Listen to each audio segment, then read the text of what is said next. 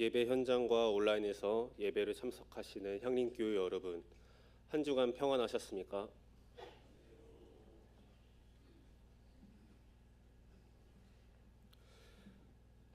오늘은 부활절 셋째 주일이자 4.19 혁명 기념 주일이며 장애인 차별 철폐 주일입니다. 또 향림 공동체 강단 교주 주일로 오늘 하늘특표기는 강남 향림교회 담임 목사님이신 강성구 목사님께서 해주십니다. 한문도 목사님은 들꽃 향림교회에서 하늘특표기를 해주십니다. 오늘 우리 교회는 교육부 희년 남신도회, 희년 청년회, 정원지기 등 여러 모임이 있으며 오후 2시에는 향후실에서 비폭력 대화 강좌가 있습니다. 많이 참석하시길 바랍니다. 오늘 예배를 통해 지난 한 주간을 돌아보고 새롭게 태어나시길 바라며 이제 성부, 성자, 성령의 임재를 알리는 징울림 3번을 통해 우리 가운데 임하실 하나님께 예배하겠습니다.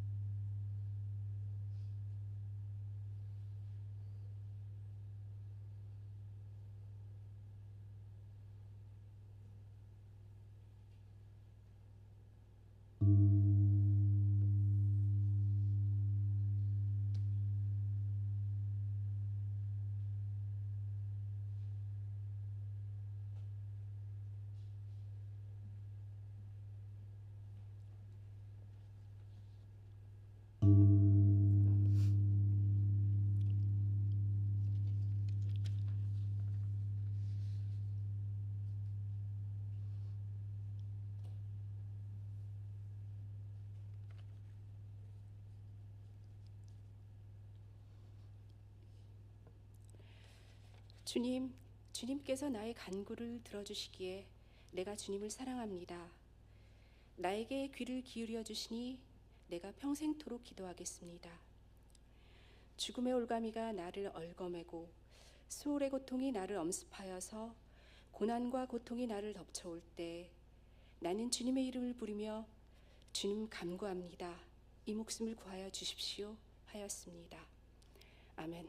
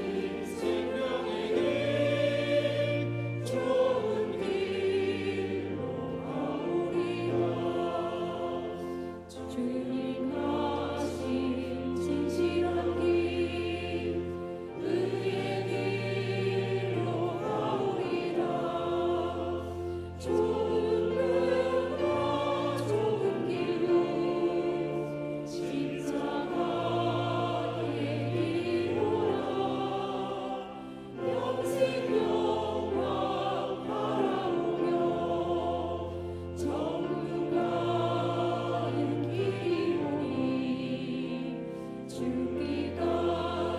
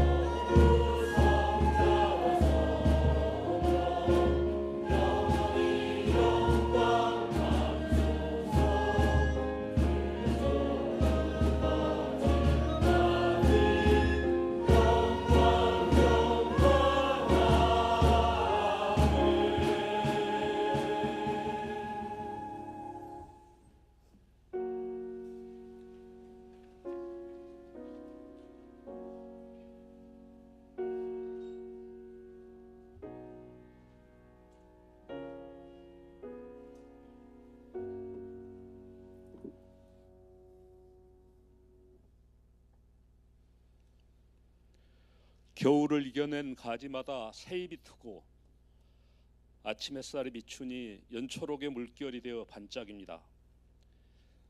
지나간 고난과 아픔의 4월들이 이젠 밑거름이 되어 생명의 새 4월을 주시니 주님 고맙습니다.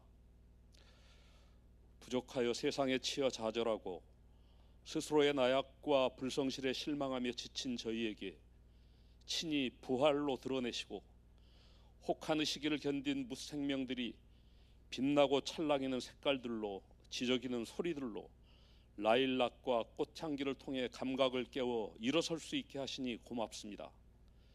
흩어져 있던 향린의 교우들이 예배당과 형편에 따른 각자의 처소에서 당신을 예배케 하시니 주님 고맙습니다. 국가와 기독 청년들에 의한 무고한 양민들의 학살로 제주의 유채는 피에 젖어 붉었고 햇살도 빛을 잃어 검은 빛을 발할 때 산만의 꽃잎들은 시들어야 했습니다. 부정선거에 맞서 민주주의를 지키려던 숱한 젊음들은 경무대 앞에서 봄날 오후 미친 바람에 진달래 꽃잎들 비처럼 떨어지듯 그렇게 떨어져 꽃무덤이 되었고 304명의 생명들은 가만히 있으라는 주술 같은 명령에 순종해 그렇게 잠겼습니다.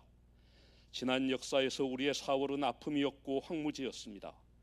하지만 올해도 어김없이 꽃의 모습으로 다가와 4월의 영혼들은 우리 가운데 살아 움직이고 우리의 삶과 신앙을 돌아보게 하고 국가를 비롯한 권력의 남용과 형포에 맞서게 하며 민주주의와 인류의 보편적 인권과 공동체의 안전을 지키는 일에 예민하라 가르칩니다. 아직 밝혀지지 않은 제주와 진도 앞바다의 4월이 욕되지 않도록 진실을 밝혀 주옵소서. 주님, 이 시간 전쟁과 폭력과 차별로 인해 고통받는 이들을 위해 기도합니다.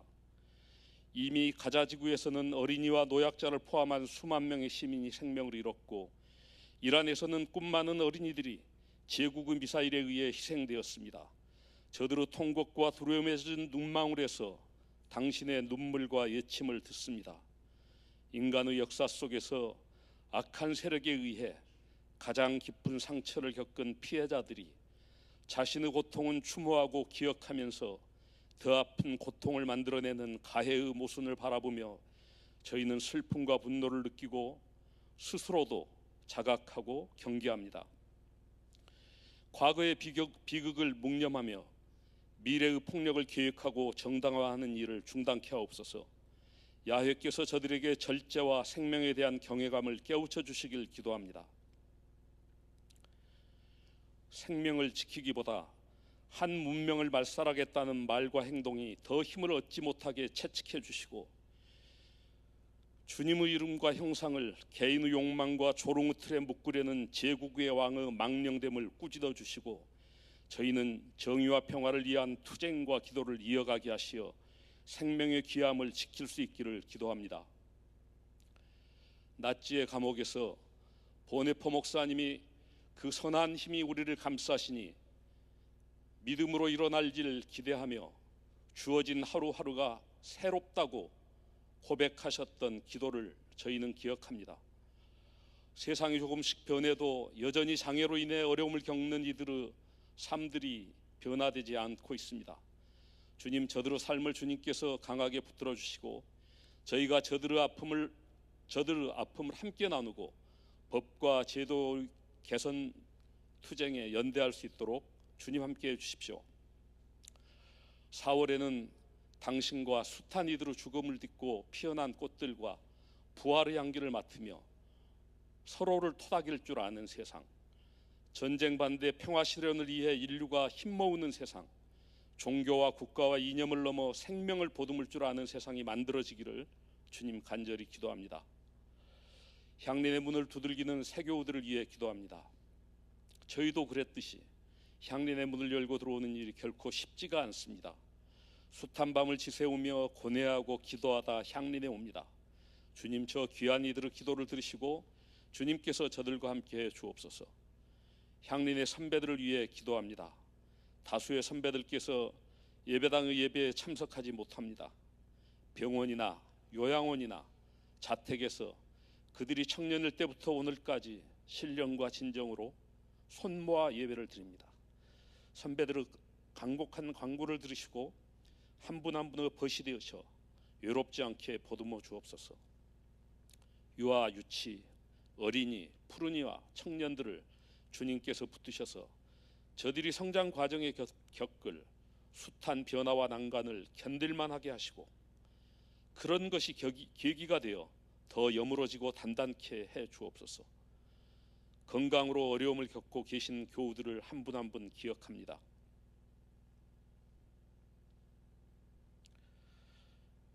회복을 위해 기도합니다. 어려움을 이겨내고 다시 설 수 있도록 주님 동행해 주옵소서. 어려운 형편과 사정을 안고 지쳐있는 교우들을 살펴주옵소서. 이 시간 공동체의 강단 교류로 보내주신 강성구 목사님을 통해 상상을 일으키는 경동 공동체라는 귀한 말씀을 저희들이 나누고 공동체와 저희들 스스로가 삶을 돌아보게 하시고 변화하게 하옵소서. 성가대의 찬송과 예향의 음료를 즐거이 받으시고 주님 홀로 영광 받으소서. 예배와 공동체의 유지, 전쟁 반대와 평화 실현을 위한 연대의 현장, 또 각자의 삶 속에서 변혁의 실천을 위해 헌신하는 교우들의 기도와 땀을 기억해 주옵소서. 당신의 죽음과 부활 그리고 사흘의 꽃들과 향기를 기억하고 저희들이 배우기를 기도합니다. 이제 부족한 자의 가벼운 입술을 닫습니다. 주님께서 한 분 한 분의 교우들의 간구를 들으시고 친히 말씀 주옵소서.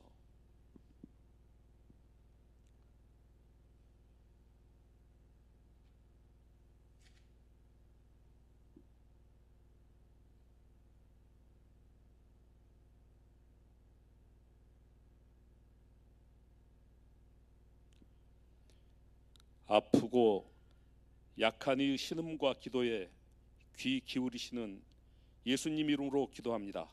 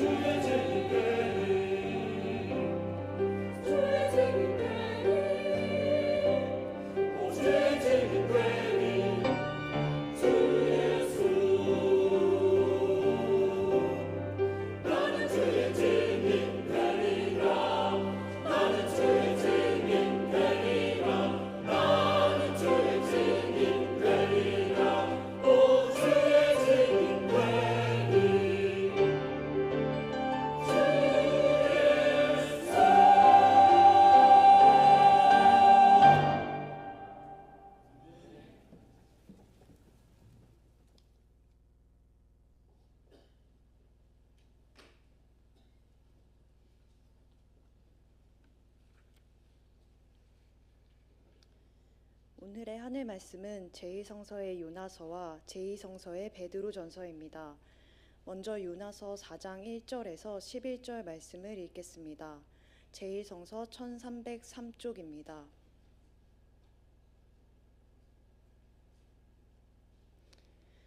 요나는 이 일이 매우 못마땅하여 화가 났다.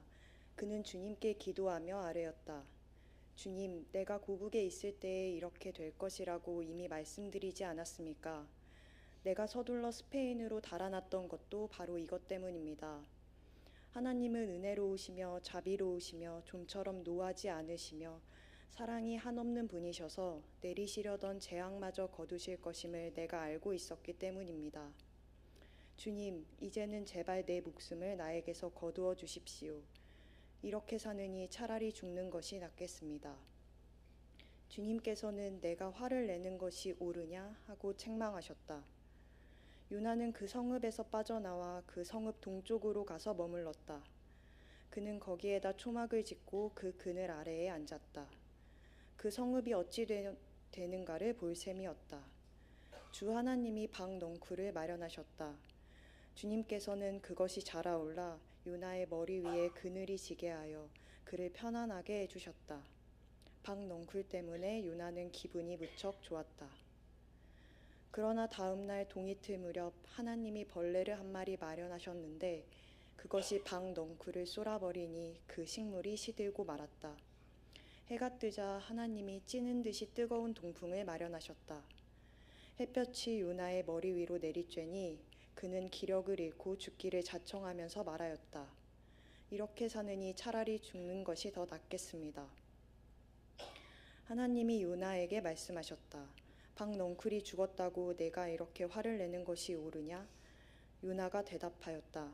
옳다뿐이겠습니까? 저는 화가 나서 죽겠습니다. 주님께서 말씀하셨다.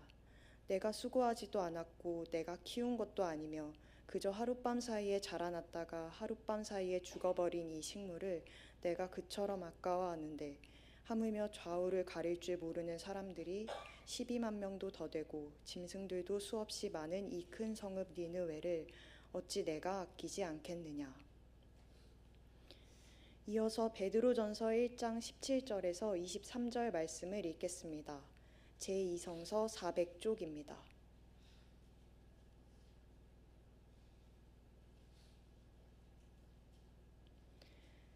그리고 사람의 겉모양으로 판단하지 않으시고 각 사람의 행위대로 심판하시는 분을 여러분이 아버지라고 부르고 있으니 여러분은 나그네 삶을 사는 동안 두려운 마음으로 살아가십시오. 여러분은 조상으로부터 물려받은 여러분의 헛된 생활 방식에서 해방되었습니다. 여러분도 아시지만 그것은 은이나 금과 같은 썩어질 것으로 된 것이 아니라 흠이 없고 티가 없는 어린 양의 피와 같은 그리스도의 귀한 피로 되었습니다. 하나님께서는 이 그리스도를 세상이 창조되기 전에 미리 아셨고 이 마지막 때에 여러분을 위하여 나타내셨습니다. 여러분은 그리스도로 말미암아 하나님을 믿고 있습니다. 하나님은 그리스도를 죽은 사람 가운데서 살리시고 그에게 영광을 주셨습니다. 그래서 여러분의 믿음과 소망은 하나님을 향해 있습니다. 여러분은 진리에 순종함으로 영혼을 정결하게 하여서 꾸밈없이 서로 사랑하기에 이르렀으니 순결한 마음으로 서로 뜨겁게 사랑하십시오. 여러분은 다시 태어났습니다. 그것은 썩을 씨로 그렇게 된 것이 아니라 썩지 않을 씨, 곧 살아계시고 영원하신 하나님의 말씀으로 그렇게 되었습니다. 다 함께 요나서 4장 9절에서 11절 말씀을 읽겠습니다. 하나님이 요나에게 말씀하셨다. 방 넝쿨이 죽었다고 내가 이렇게 화를 내는 것이 옳으냐? 요나가 대답하였다. 옳다뿐이겠습니까? 저는 화가 나서 죽겠습니다. 주님께서 말씀하셨다. 내가 수고하지도 않았고 내가 키운 것도 아니며 그저 하룻밤 사이에 자라났다가 하룻밤 사이에 죽어버린 이 식물을 내가 그처럼 아까워하는데 하물며 좌우를 가릴 줄 모르는 사람들이 12만 명도 더 되고 짐승들도 수없이 많은 이 큰 성읍 니느웨를 어찌 내가 아끼지 않겠느냐. 이 말씀으로 귀한 깨달음과 결단이 있으시기를 바랍니다.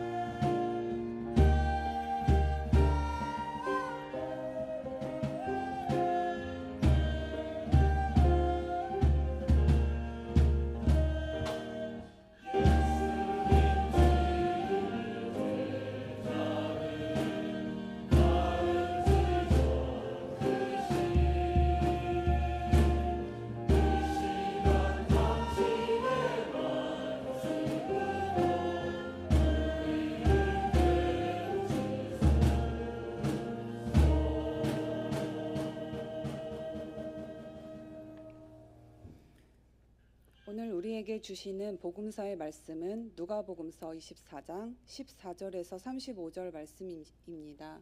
가능하신 분은 일어서서 주님의 말씀을 들으시기 바랍니다. 그들은 일어난 이 모든 일을 서로 이야기하고 있었다.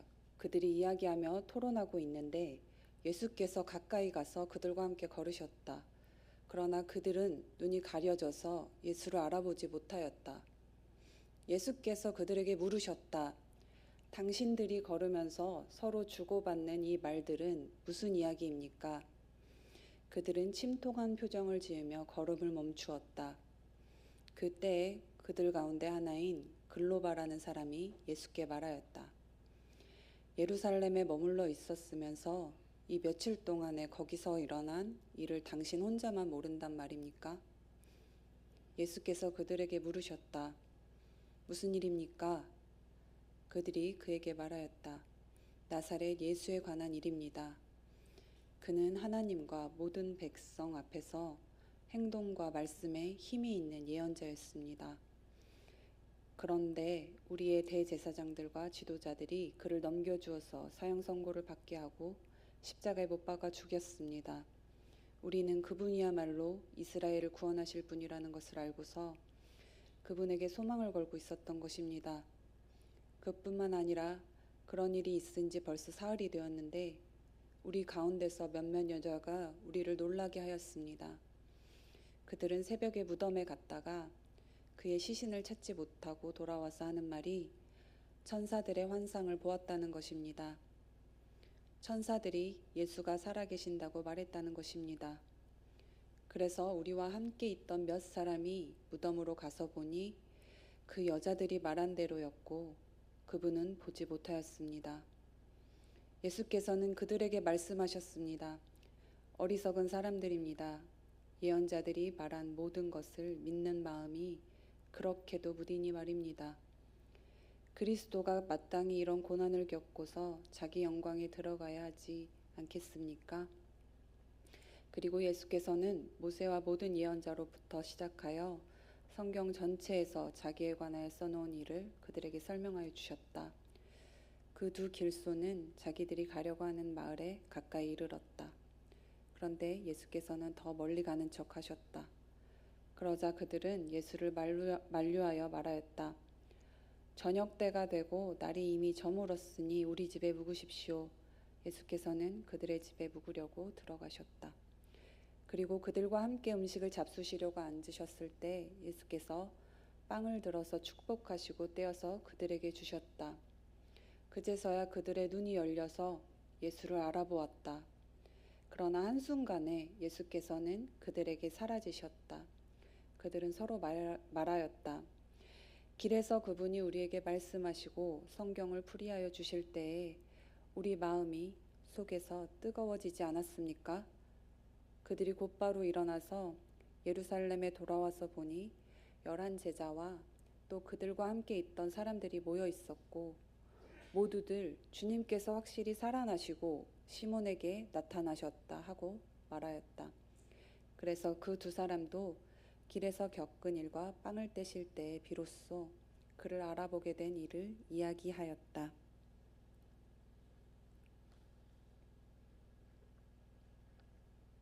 이는 주님의 말씀입니다. 주님 감사합니다. 마음에 새겨 행하겠습니다.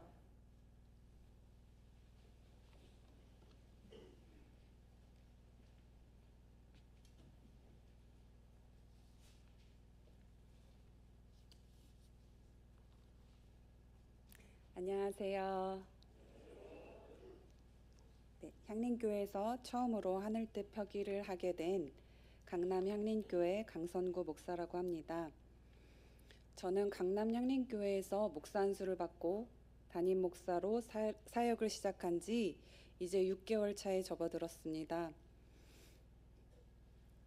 아직 서투른 게 많은 초보 목사를 향림 강단교류에 보내면서 교회 교우분들께서 응원을 많이 해주셨는데요. 하나도 안 떨릴 줄 알았는데 그래도 이 자리는 떨리기는 합니다. 저는 오늘 교회에 자전거를 타고 왔습니다.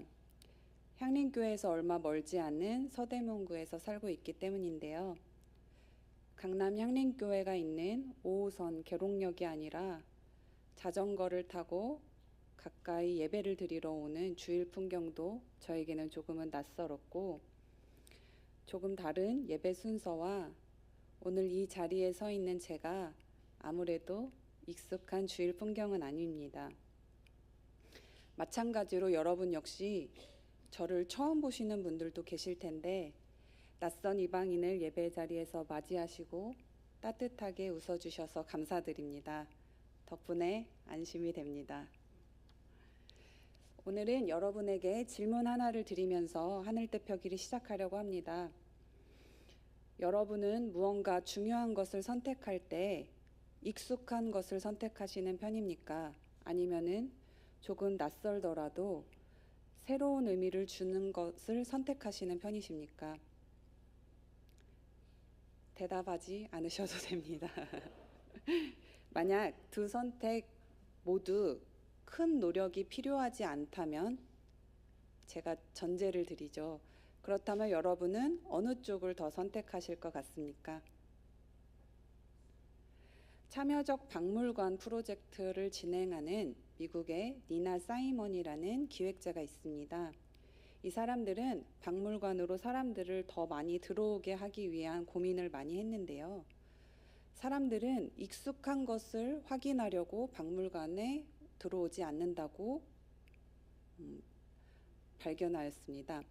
삶의 의미를 더하고 나를 다른 자리로 이끌어낼 만큼 매력적인 무언가를 느낄 때 비로소 사람들은 문을 열고 새로운 세계로 들어갈 수 있는 동기가 생깁니다.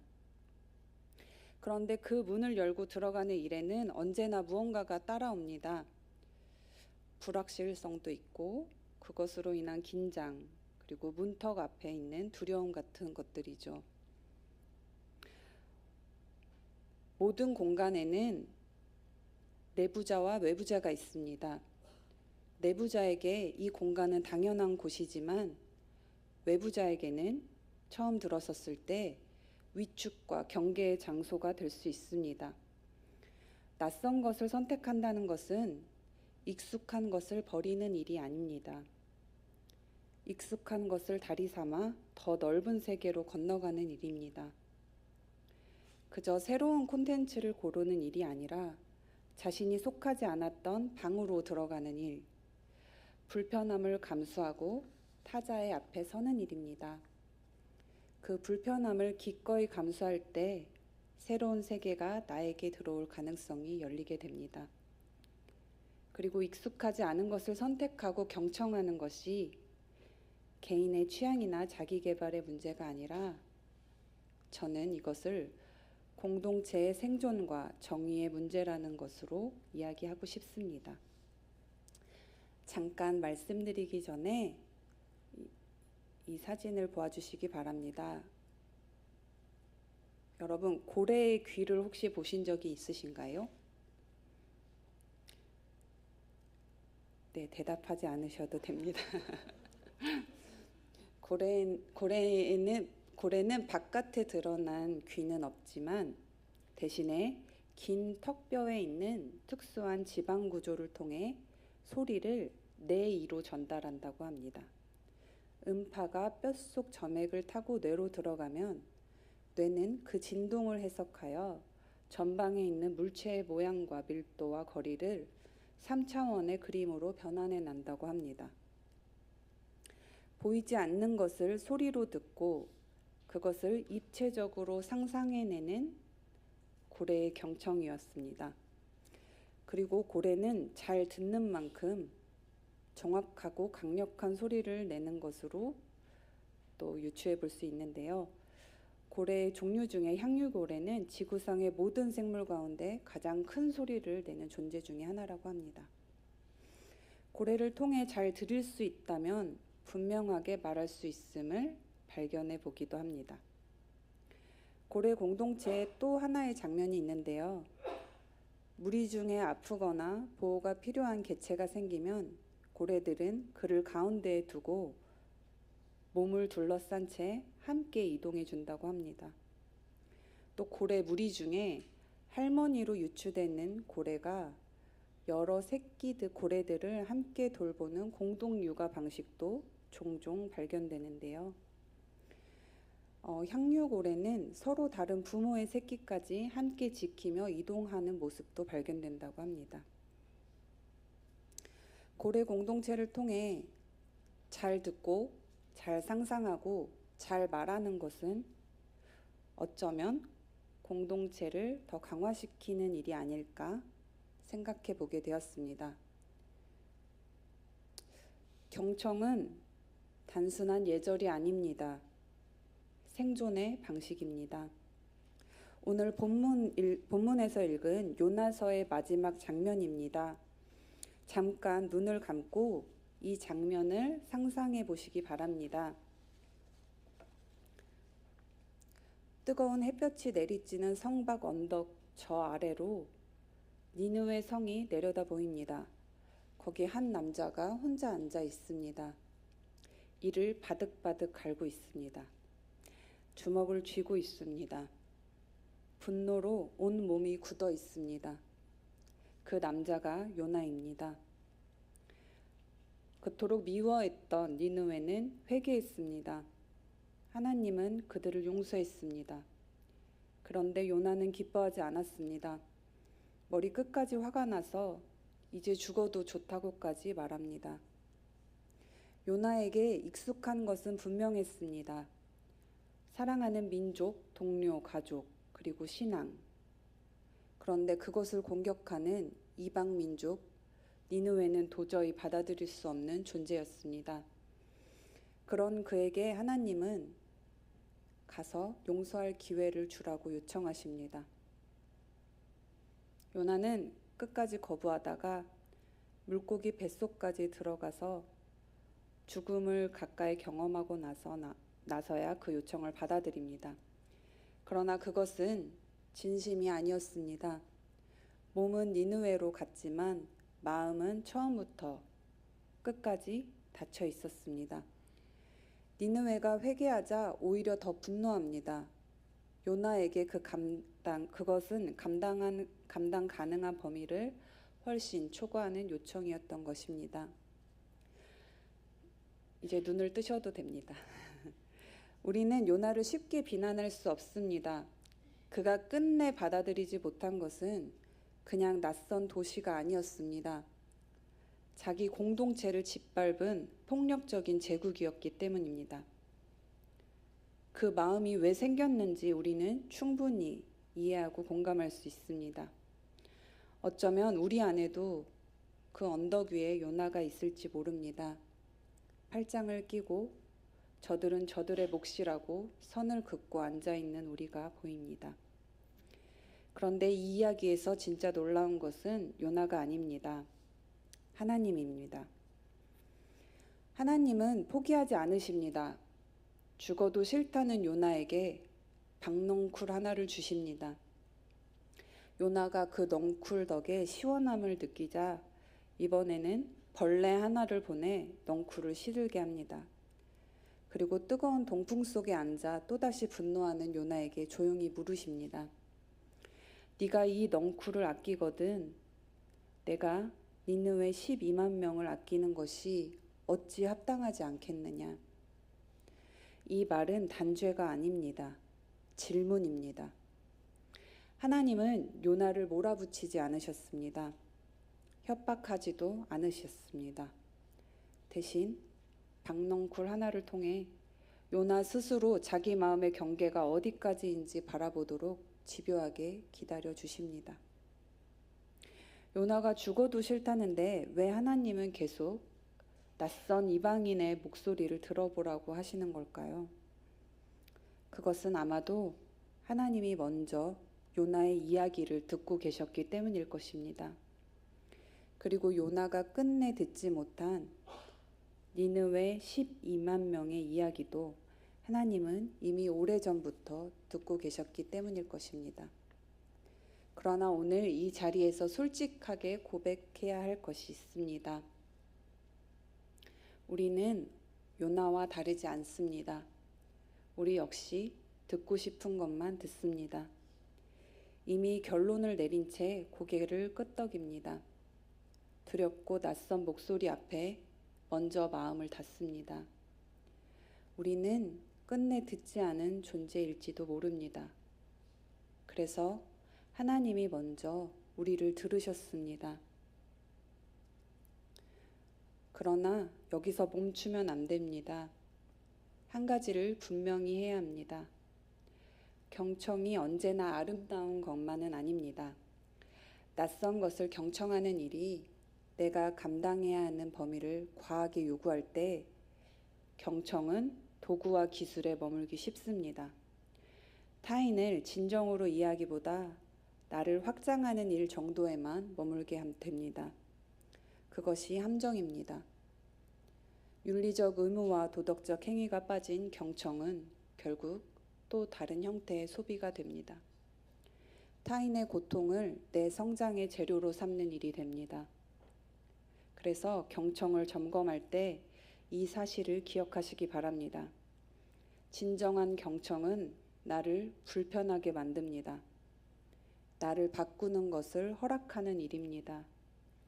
그리고 그 불편함을 실천으로 연결하지 않는 경청은 경청이 아닙니다. 너무 무거운 이야기를 해서 제가 잠시 제가 좋아하는 공간들을 좀 소개해 드리려고 합니다.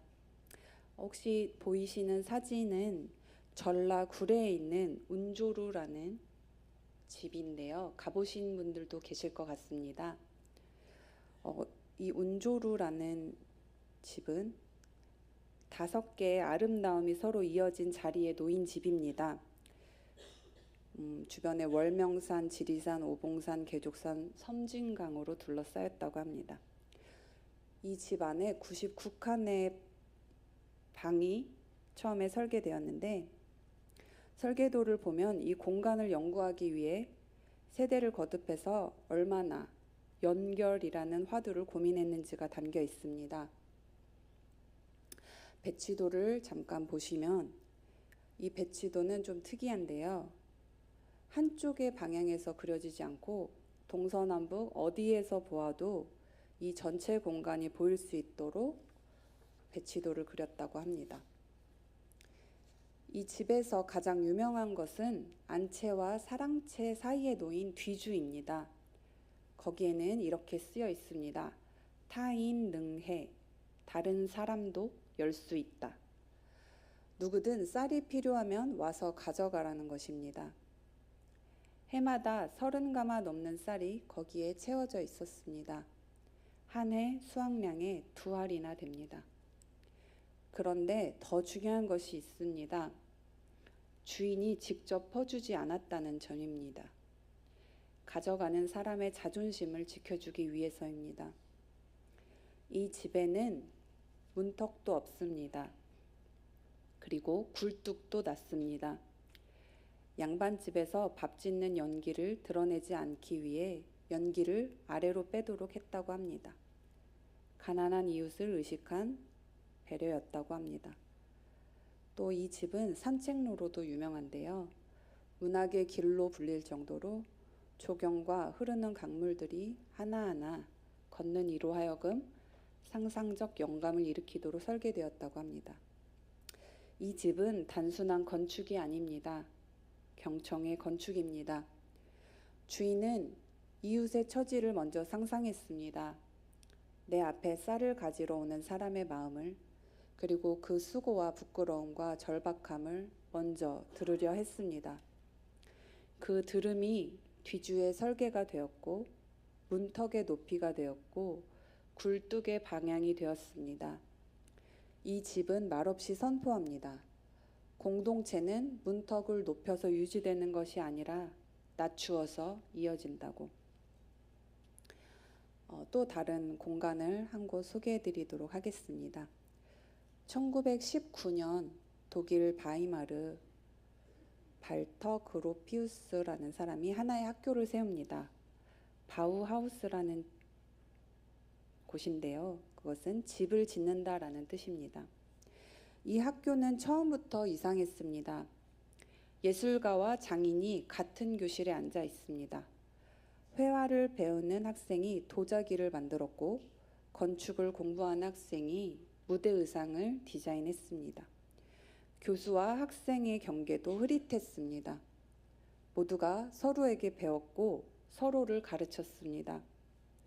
그로피우스는 제1차 세계대전 참전 후 이 학교를 세웠습니다. 전쟁에서 그가 목격한 것은 소수의 지도자가 전체를 지배하는 구조가 얼마나 처참한 결과를 낳았는지였습니다. 그래서 그는 정반대의 공동체를 설계했습니다. 누구의 목소리도 처음부터 위에 있지 않은 곳, 서로의 다름이 위협이 아니라 자원이 되는 곳, 바우하우스 예술 공동체에서 발견하는 상상을 이끄는 경청 공동체를 발견해 봅니다. 전쟁이 만든 위계의 세계를 함께 만드는 교실로 바꾸려 했던 상상력. 이 상상력은 위대한 혼자 개인의 천재성에서 나오지 않습니다. 서로를 경청하는 공동체에서 나옵니다. 마지막 공간 소개입니다. 제가 사는 이 근방의 동네에 작은 헌책방이 한 곳 있는데요. 이곳에는 다양한 사람들이 모입니다. 책방에서 초등학생 친구들이 만든 전자음악단이 있고 전시회와 독서 모임과 영화제가 열립니다. 다양한 사회 의제들을 함께 고민하고 풀어내는 창의적인 정치 참여 프로젝트들도 진행됩니다. 이곳의 책방지기는 인터뷰에서 이렇게 말했습니다.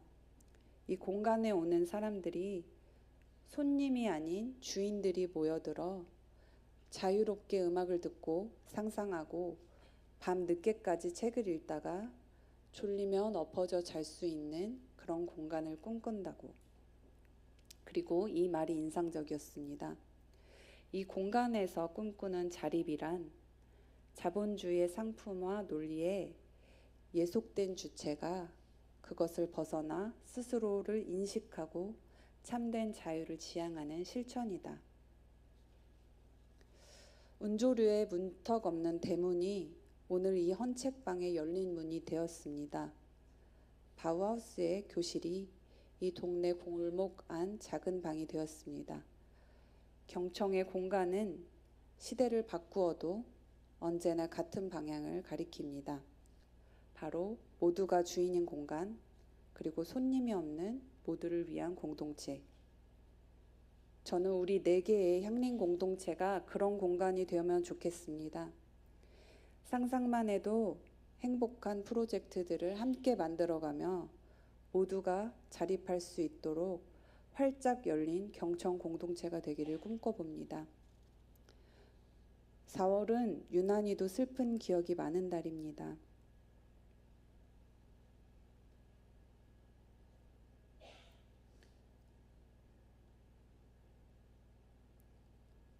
그리고 지금 이 4월에도 세계 곳곳에서 전쟁과 혐오, 폭력 앞에 많은 생명들이 위험한 상황입니다.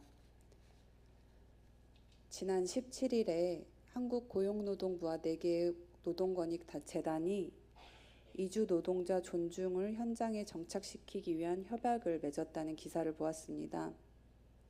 이때 이주 노동자들에게 각자의 이름이 새겨진 안전모를 지급해 동료들이 잊지 않고 자기의 이름을 부를 수 있도록 하겠다는 내용을 같이 발표했는데요. 저는 그 기사를 읽으며 씁쓸했습니다. 이름을 새겨야만 이름을 불러주는 현장, 아직도 이름 대신 번호처럼 불리는 노동 환경, 서로의 위치와 계급을 암묵적으로 정해놓고 넘어오지 않게 배타적인 시스템이 서로를 소외시키고 있습니다. 점점 낯선 것을 선택하는 것이 바보 같은 선택이라고 평가되는 시대가 되어가고 있습니다. 전쟁도 혐오도 이제는 내 일이 아니니 모른 척하라는 무관심이 증폭되고 있습니다. 무관심은 중립이 아닙니다. 무관심은 폭력에 동조하는 일입니다. 요나처럼 성박 언덕에서 앉아 팔짱을 끼고 바라보는 것, 그것이 오늘 우리에게 가장 익숙한 유혹입니다. 내 안에 안전한 확신 안에 머물며 저들은 저들의 몫이라고 선을 긋는 것, 그 선이 우리를 가두고 있습니다. 하나님은 오늘도 묻고 계십니다. 너는 지금 무엇을 듣지 못하고 있느냐고, 너는 무엇과 끝내 연결되기를 거부하고 있느냐고. 오늘 우리는 여러 장면을 보았습니다. 보이지 않는 것을 소리로 상상해내는 고래, 이웃의 자존심까지 헤아려 문턱을 없앤 운조루, 소수의 지배가 아닌 모두의 참여로 세상을 바꾸려고 한 바우하우스, 손님이 아닌 주인들의 모여드는 헌책방. 이 장면들이 하나의 진실을 가리키고 있습니다. 경청은 그저 듣는 기술이 아닙니다. 경청은 삶의 방향입니다. 잘 듣는 공동체는 약한 자를 두고 함께 이동합니다. 문턱을 낮추어 낯선 이를 안으로 들입니다. 손님을 주인으로 세웁니다. 그 공동체가 오늘 이 시대가 가장 필요로 하는 공동체입니다. 그러나 우리는 압니다. 그것이 얼마나 어려운 일인지. 우리는 요나처럼 듣고 싶은 것만 듣는 존재들이기 때문입니다. 어쩌면 우리는 끝내 듣지 않는 존재일지도 모르겠습니다. 그래서 하나님이 먼저 우리를 들으셨습니다. 요나가 도망칠 때도, 물고기 뱃속에서 부르짖을 때도, 성박 언덕에서 분노하며 앉아 있을 때도 하나님은 그 모든 자리에서 요나의 이야기를 듣고 계셨습니다. 그리고 그 경청이 결국 예수 안에서 가장 분명히 나타나셨습니다. 십자가는 끝내 듣지 않는 인간을 향한 하나님의 끝까지 듣는 사랑입니다. 그 경청이 우리를 살릴 것입니다. 그 경청이 우리를 일으킬 것입니다. 그리고 그 경청이 우리로 하여금 비로소 타인을 향해 귀를 열게 합니다. 내가 이미 사랑한 세계에만 반복하지 않고 아직 들리지 않았던 소리에 귀를 여는 결단이 생길 때 새로운 의미를 향한 이동이 시작됩니다. 오늘 우리의 귀가 조금 더 열리기를 축원합니다. 우리의 경계가 조금 더 낮아지기를 축원합니다. 경청을 통해 상상하고, 상상을 통해 연결되고, 연결을 통해 함께 저항하는 공동체가 되기를 축원합니다. 그 길 위에서 하나님은 향린 공동체를 향기로운 이웃이 될 수 있도록 세워가실 것입니다. 주신 말씀 함께 묵상하며 잠시 침묵으로 기도하도록 하겠습니다.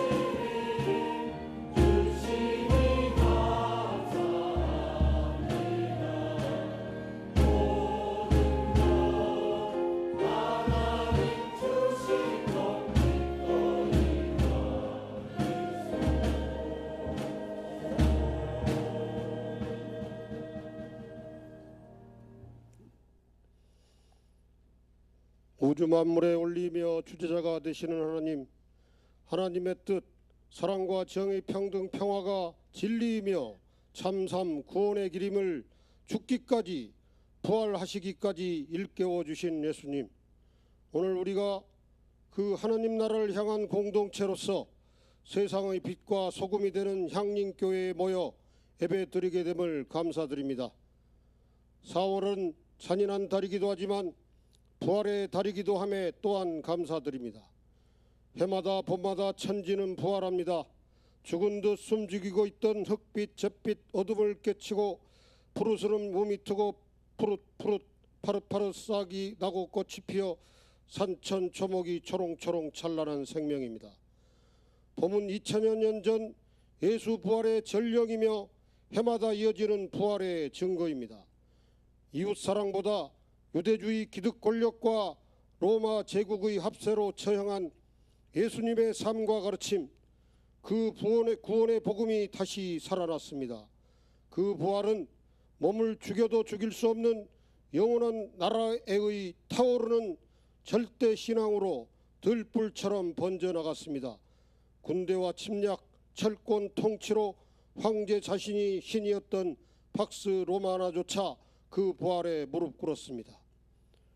우리나라에도 4월은 부활입니다.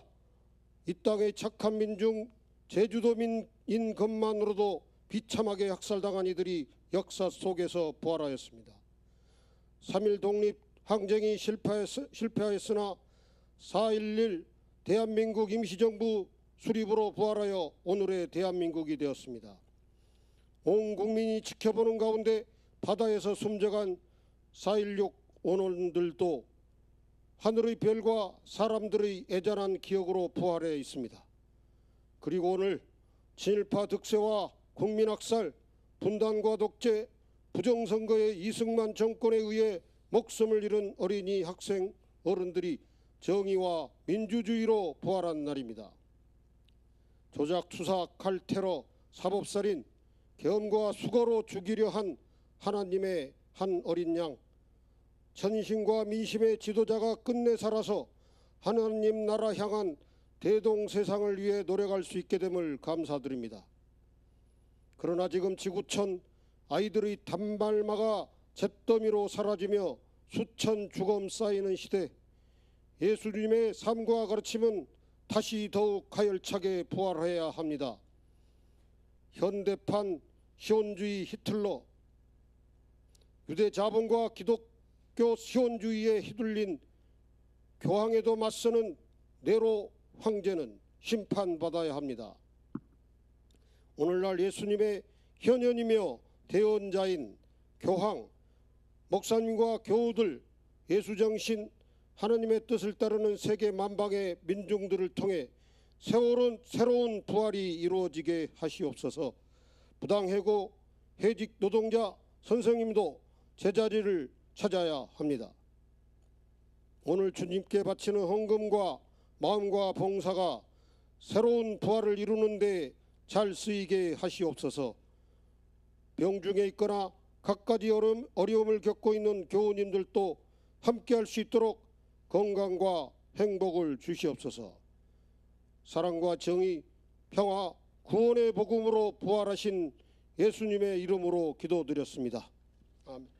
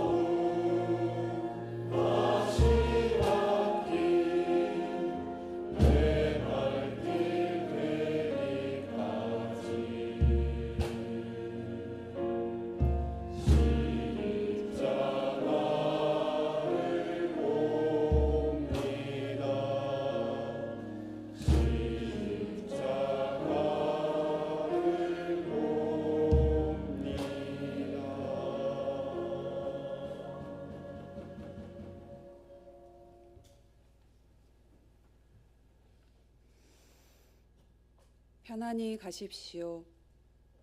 자유인으로 사십시오. 4월의 거리에는 아직 호명되지 않은 이름들이, 아직 들리지 않는 울음들이 있습니다. 우리가 듣지 못한 때에도 하나님은 먼저 듣고 계십니다. 하나님께서 보여주신 경청으로, 낯선 세상으로, 그리고 아직 들려지지 않는 소리를 향해 귀를 열고 부활로 향하시기를 바랍니다. 다 같이 함께 공동축도 드리도록 하겠습니다. 주 예수 그리스도의 은총과 하나님의 사랑과 성령께서 이루어 주시는 친교가 우리 가운데 영원토록 함께 있기를 주님의 이름으로 축원합니다. 아멘.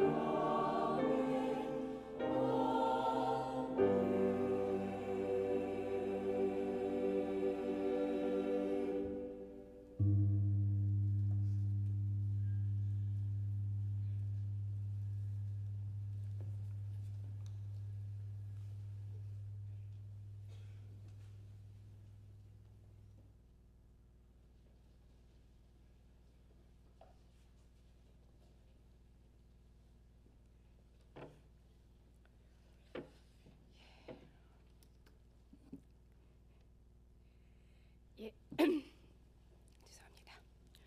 오늘 예배 이 자리에서 그리고 온라인으로 같이 함께 하신 모든 분들을 환영합니다. 앞뒤 주위 분들과 평화 인사 같이 나누시기 바랍니다. 주님의 평화를 빕니다.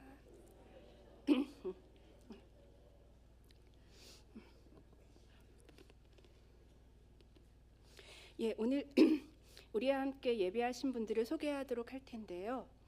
그러니까 소개받으신 분들은 그 자리에서 잠깐 일어나 주시면 그 모두 박수로 환영하도록 하겠습니다. 방문하신 분들 먼저 소개해드리겠습니다.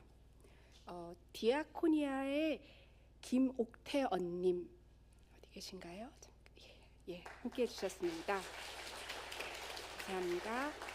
그러니까 디아코니아의 언님이라고 하는 그 호칭은요, 어지린자를 뜻한 우리말 언의 높임말에 님을 붙인 호칭이고요.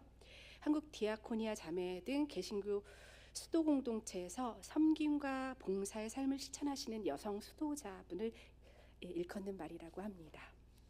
그리고 또 콜로라도에서 여행 중 방문하셨다고 합니다. 이중일님, 이옥분님. 잠시 일어나 주시겠습니까? 네, 감사합니다. 그리고 역시 네덜란드에서 여행 중 방문하신 분입니다. 박지윤님 어디 계신가요? 네, 감사합니다. 그리고 지금 남극에서 수고하고 계시는 최영무 교우님의 아드님인 이재원님 방문해 주셨습니다. 어디 계신가요? 감사합니다.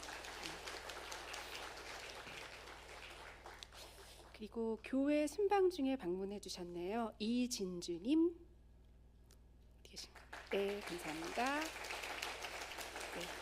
또 역시 교회 순방 중 방문해 주셨습니다. 김태성님. 네, 감사합니다. 그리고 새로 이제 교회에 등록하신 분 소개해드리겠습니다. 정대일님 어디 계신가요? 네, 감사합니다. 네. 예, 방문하신 분들 또 등록하신 분들 새로 등록하신 분들 모두 그 4층에 맛있는 식사 있으니까 꼭 드시고 가시기 바랍니다. 5층이에요. 죄송합니다. 저 숫자에 좀 약합니다. 그러면 공동 관심사 같이 나누도록 하겠습니다. 오늘 일정 안내드리겠습니다. 오늘 향린 공동체 강단 교류로 우리 교회에서 귀한 말씀을 전해주신 강성구 목사님 다시 저희 귀한 감사 박수 한번 부탁드리겠습니다.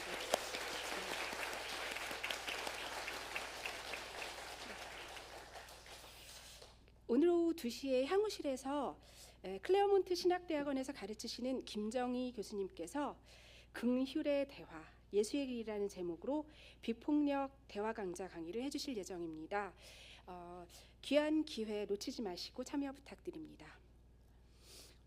그리고 교우 소식 알려드립니다. 김진모 목사님께서 월요일부터 금요일까지 휴가십니다. 참조 부탁드립니다. 그리고 이제 함께 만드는 향린 소식 알려드리겠습니다. 2주 후에 5월 3일 예배 직후에 이민아 목사님 부목사 청빙의 건으로 임시 공동의회가 열릴 예정입니다. 기억해 주십시오. 그리고 에큐메니칼 소식입니다. 한문동 목사님께서 진행하시는 길목 인문학 특강 마가복음서 강의는 금요일 오후 7시 30분에 계속됩니다. 그리고 전쟁 종식 평화를 기원하는 예수살기 평화기도회가 21일 화요일 오후 7시 향후실에서, 그리고 DDP 카페 드 페소니아 강제 집행과 서울시 부당행정을 규탄하는 촛불교회 605차 기도회가 23일 목요일 오후 7시 30분 서울시청 앞에서 있습니다. 그리고 죄송합니다. 제가 좀 감기 살짝 걸려가지고요. 그리고 고 유구당 23주기 혐오와 차별에 희생된 이들을 기억하는 추모 예배가 23일 목요일 오후 7시 40분에 동대문 역사문화공원역 인근에서 있을 예정인데요. 참가하실 분들은 주보에 있는 QR코드를 통해서 신청하시면 됩니다. 그리고 2026년 기독인 한마당이 25일 토요일 오전 10시 이촌 한강공원 4호 족구장에서 열릴 예정인데요. 저희 한문덕 목사님의 멋진 족구 실력을 확인하실 수 있는 좋은 기회입니다. 많이 참여하셔서 몸도 마음도 건강한 봄을 만들어 가시기 바랍니다. 다른 광고는 주보를 참조하시고 향림교회 실천다짐 함께 하심으로써 예배 마치겠습니다. 우리는 하나님께서 주신 모든 생명을 있는 그대로 소중히 여기는 것이 하나님의 뜻이라 믿으며 어린이 청소년들의 심리와 교육 상태를 이해하고 그들의 교육 환경과 사회 환경을 개선하기 위해 노력한다. 맛있는 공동식사 모두 함께 하시고 안녕히 돌아가십시오.